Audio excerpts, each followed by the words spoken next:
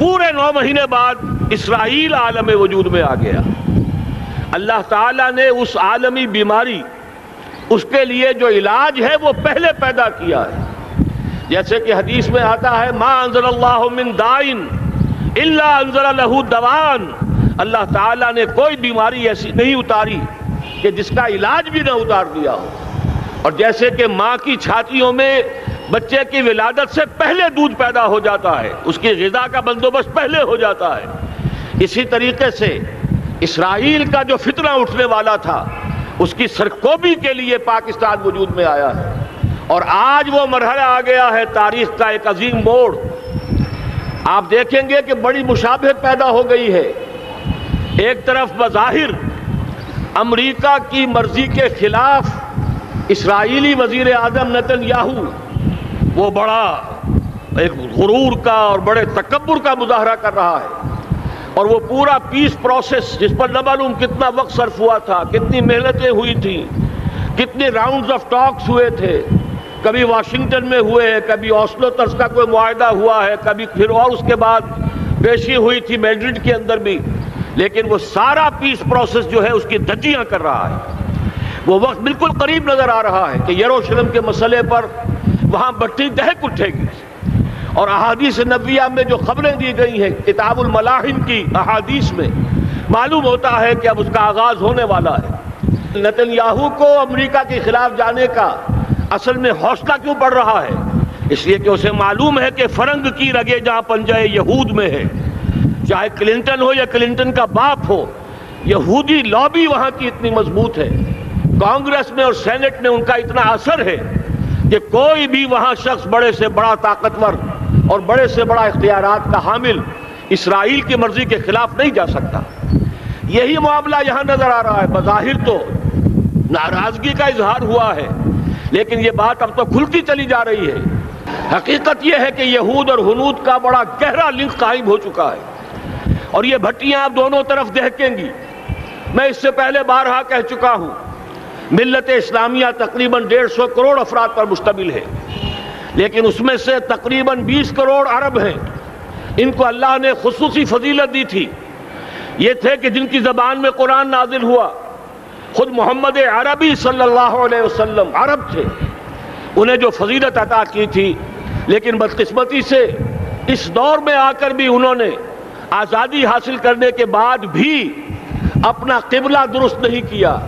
کسی نے ماسکو کی طرف رخ کیا، کسی نے واشنگٹن کا رخ کیا، اللہ اور اس کے رسول کی طرف رخ نہیں ہوا۔ واقعہ یہ ہے کہ مجرم ہیں۔ دوسرے بڑے مجرم 150 کروڑ میں سے 10%، یہ 15 کروڑ مسلمان ہیں۔ حالیہ جو سینسس ہمارا ہوا ہے اس کے بعد اندازہ ہو رہا ہے کہ یہاں کی آبادی 15 کروڑ ہو چکی ہے۔ 10% امت مسلمہ کا مسلمانان پاکستان ہے، اور یہ اس اعتبار سے کہ اسلام کے نام پر ملک بنا کر نصف صدی گزار چکے، لیکن یہاں پر اسلام کا بول بالا نہیں ہوا، کتاب و سنت کی بالادستی پر اعلان نہیں ہوا۔ دستور میں ساری اسلامی دفعات موجود، لیکن اس کے ساتھ ہی ایسے خلا موجود، چور دروازے موجود کہ کوئی دفعہ بھی مؤثر نہیں ہے۔ یہ منافقت کا پلندہ لے کر ہم چل رہے ہیں اس دستور کو، اس دستور مملکت پاکستان کو۔ لہذا واقعہ یہ ہے کہ یہ بھٹی جو ہے اب ہماری آزمائش کے لیے آگ بعد ابراہیم ہے، نمرود ہے، کیا کسی کو پھر کسی کا امتحان مقصود ہے؟ اس لیے میں نے وہ آیت بھی آپ کو سنائی، وَلَنَبْلُوَنَّكُمْ بِشَيْءٍ مِّنَ الْخَوْفِ وَالْجُوعِ۔ آج کی صورتحال پر غور کیجئے، کس درجے یہ الفاظ ہمارے جو ہیں وہ ثابت ہو رہے ہیں اور جس اپلائی ہو رہے ہیں۔ ایک خطرہ پیدا ہو چکا ہے۔ واقعہ یہ ہے کہ کوئی کرائسس ہو، کوئی خطرہ ہو، کوئی اندیشہ ہو تو قوم جاگ جایا کرتی ہے، اور اس کے بعد حقیقت یہ ہے اگر ہم نے جرأت کر لی، اور مجھے یقین ہے کہ ہو جائے گا، کچھ لیت و لال ہے، کچھ تاخیر ہے، حکومت کے کچھ اعلانات دو طرفہ سے بھی آ جاتے ہیں، لیکن مجھے یقین ہے یہ دھماکہ ہوگا، یہ مشیت اذنی ہے، یہ شدنی امر ہے، یہ ہوگا۔ اور اس کے بعد یقیناً اس آیت مبارکہ کا دوسرا لفظ ہم پر منطبق ہوگا، وَلَنَبْلُوَنَّكُمْ بِشَيْءٍ مِّنَ الْخَوْفِ وَالْجُوعِ۔ یہاں دوسرا لفظ بھوک کا لفظ ہے۔ ہم پر سختیاں آئیں گی. یقیناً الکفر ملت واحدہ، پوری دنیا امریکہ کی زیر سرپرستی ہمارے خلاف کھڑی ہوگی، ہمارے اوپر پابندیاں لگیں گی، لیکن شاید ہمارے جذبہ ایمانی کو بیدار کرنے کے لیے اللہ تعالیٰ اسی کو ذریعہ بنا دے، اور پھر اس کے ذریعے سے پورے عالم اسلام میں عوامی سطح پر جو ہمدردی پیدا ہوگی پاکستان کے ساتھ، اس کے آثار شروع ہو گئے ہیں. کبھی قطر کی طرف سے خبر آ رہی ہے، کبھی الاحرام کا جو ہے وہاں بات سامنے آ رہی ہے. معلوم ہو رہا ہے کہ جو بھی پبلک اوپینین ہے پورے عالم اسلام میں، اس کی وجہ کیا ہے؟ میں نے اپنے پچھلے جمعے کے خطاب میں عرض کیا تھا کہ جیسے پاکستان سلطنت خداداد پاکستان ہے، ایسے ہی اس کی ایٹمی صلاحیت یہ بھی خداداد ہے. اللہ نے چھپر پھاڑ کر ہمیں دی ہے. ایسا نہیں تھا کہ ہم نے لیبارٹریاں بنائی ہوں، ہمارے سینکڑوں اور ہزاروں سائنسدان ریسرچ میں لگے ہوئے ہوں. نہیں، اچانک اللہ تعالیٰ کی طرف سے ہمیں ایک نعمت غیر مترقبہ عطا ہو گئی ڈاکٹر عبدالقدیر کی شکل میں. پھر نہ معلوم کس کس ذریعے سے اس پروگرام کو آگے بڑھانے کے لیے جن پرزوں کی ضرورت تھی، کس کس ذریعے سے وہ پرزے یہاں پہنچے ہیں. یہ بھی خالص خداداد صلاحیت ہے، اور اس کو سمجھ لینا چاہیے کہ یہ ہمارے لیے ایک فرض کفایہ کے درجے میں ہے پوری امت مسلمہ کی طرف سے. اس کی وجہ کیا ہے؟ پورے عالم اسلام میں کہیں اور یہ صلاحیت موجود نہیں. کچھ ایٹمی دانت نکلنے کا امکان پیدا ہوا تھا عراق میں. آپ کو معلوم ہے کئی سال پہلے اسرائیل کے جٹس آئے اور اس کی ایٹمی تنصیبات کو تہس نہس کر کے چلے گئے. اس کے بعد جو کچھ ہوا ہے خلیج کی جنگ میں، اس کا اگلا پچھلا کھایا پیا سارا اگلوا دیا، اور اس کے لیے جو پابندیاں ہیں شدید سے شدید تر ابھی تک چلی آ رہی ہیں. تو اچھی طرح سمجھ لیجئے کہ پورے عالم اسلام میں صرف ایک پاکستان ہے. پوری دنیا میں صرف ایک ملک ہے جو اسلام کے نام پر بنا. پورے عالم اسلام میں صرف ایک ملک ہے جس کے پاس ایٹمی استعداد ہے. ان دونوں چیزوں کو سامنے رکھیے تو پھر مشیت ازدی میں مختلف چیزیں جو اللہ تعالیٰ کی اس تدبیر کے اندر موجود ہیں، اس کی کچھ نہ کچھ کڑیاں جو ہے ملتی نظر آتی ہیں. لہذا اگر یہ معاملہ ہو جاتا ہے تو یقیناً اگرچہ سختی آئے گی، وَلَنَبْلُوَنَّكُمْ بِشَيْءٍ مِّنَ الْخَوْفِ وَالْجُوعِ، لیکن ایک تو یہ کہ اس قوم کے اندر سے انشاءاللہ جذبہ ایمانی برآمد ہوگا، اس قوم کے اندر سے ایثار اور قربانی کے جذبات برآمد ہوں گے، پورے عالم اسلام کی اخلاقی سپورٹ اسے حاصل ہوگی. اور میں یہ سمجھتا ہوں کہ جیسے نوائے وقت نے بھی بہت اچھا کیا، کل یا پرسوں کے اپنے جو سر وقت پر وہ احادیث شائع کر دی ہیں، جن میں سے دوسری حدیث بڑی معنی خیز ہے. حضور نے فرمایا اصابتان احرزہم اللہ من النار، دو لشکر ایسے ہیں کہ جن کو اللہ تعالیٰ نے جہنم کی آگ سے چھٹکارے کا پروانہ دے دیا. وہ لشکر جو ہیں وہ جہنم کی آگ سے چھٹکارا پا گئے. احرزہم اللہ من النار. وہ دونوں لشکر کون سے ہوں گے؟ اصابت یغزو الہند، ایک وہ کہ جو ہندوستان پر حملہ آور ہوگا، اور دوسرا وہ جو حضرت مسیح علیہ السلام کے ساتھ جبکہ ان کا نزول ہوگا، اور اللہ تعالیٰ ایک مجدد، اس آخری دور کے مجدد کی حیثیت سے حضرت مہدی کو بھی ہمارے درمیان میں سے اٹھائے گا. اور پھر جو آخری فیصلہ کن جنگ ہوگی الملحمۃ العظمیٰ، اس کے لیے یہاں سے فوجیں جائیں گی ان کی مدد کے لیے. اب ان دونوں فوجوں کو ایک حدیث میں جمع کرنے سے اندازہ کر لیجئے کہ اس کا مطلب کیا ہے. یہ علاقہ پاکستان اور اس سے ملحق افغانستان، یہ علاقہ ہے کہ جو اسلام کا گہوارہ پہلے بنے گا. یہاں سے فوجیں جائیں گی، اور دائیں بھی اور بائیں بھی، مشرق میں بھی اور مغرب میں بھی، اور یہیں سے انشاءاللہ تعالی اسلام کا جو عالمی غلبے کا جو وعدہ ہے اللہ کا، کی خبر دی ہے محمد رسول اللہ صلی اللہ علیہ وسلم نے کہ لا یبقى علی الارض بیت وبر ولا مدر الا ادخلہ اللہ کلمۃ الاسلام. اس روئے ارضی پر کوئی گھر بچے گا نہ خیمہ بچے گا جس میں اللہ تعالیٰ کلمہ اسلام کو داخل نہ کر دے. وہ حدیث کے جس کے بارے میں فرمایا گیا، حضور نے ارشاد فرمایا، حضرت ثوبان سے روایت ہے کہ اللہ تعالیٰ نے میرے لیے ساری زمین کو سمیٹ دیا. ان اللہ زوالی الارض فرأیت مشارقها و مغاربها، میں نے اس زمین کے سارے مشرق دیکھ لیے، سارے مغرب دیکھ لیے. لیکن یہ جان لو ان امتی سیبلغ ملکھا ما ذُرِّیَ لِی منہا، میری امت کی حکومت ان تمام علاقوں پر قائم ہو کر رہے گی جو پوری زمین کو لپیٹ کر مجھے دکھا دیے گئے۔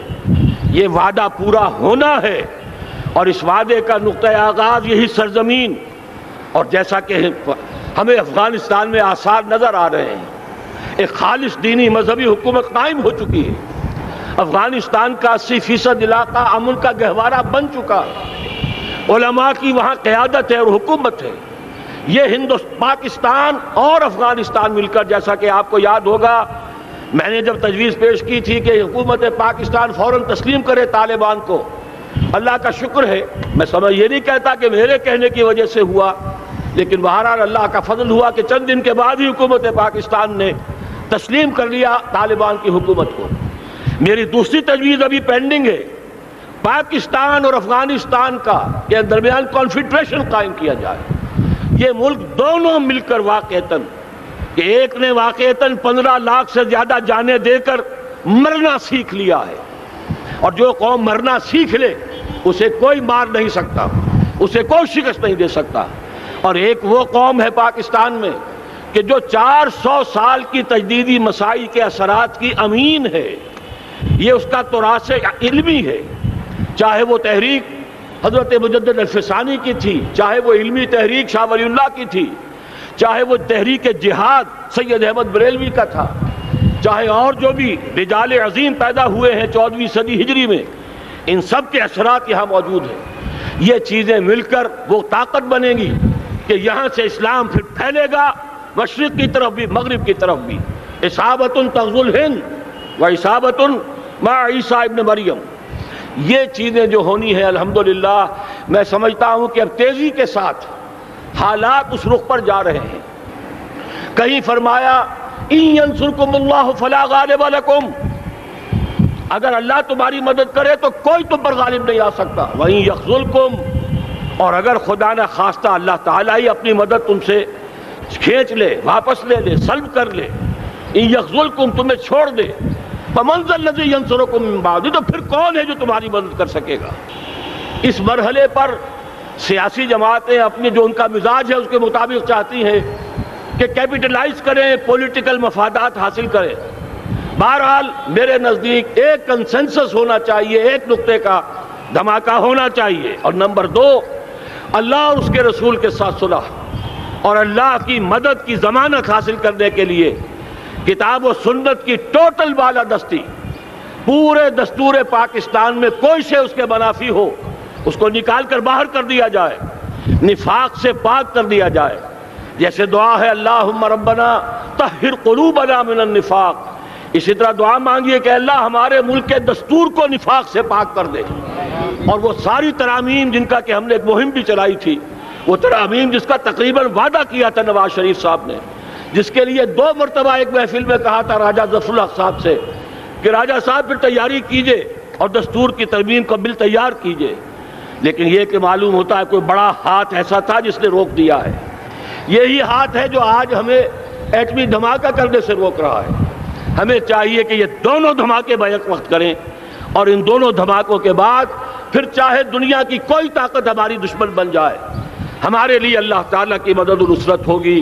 وَلَنَبْلُوَنَّكُمْ بِشَيْءٍ مِّنَ الْخَوْفِ وَالْجُوعِ وَنَقْصٍ مِّنَ الْأَمْوَالِ وَالْأَنفُسِ وَالثَّمَرَاتِ وَبَشِّرِ الصَّابِرِينَ الَّذِينَ إِذَا أَصَابَتْهُم مُّصِيبَةٌ قَالُوا إِنَّا لِلَّهِ وَإِنَّا إِلَيْهِ رَاجِعُونَ۔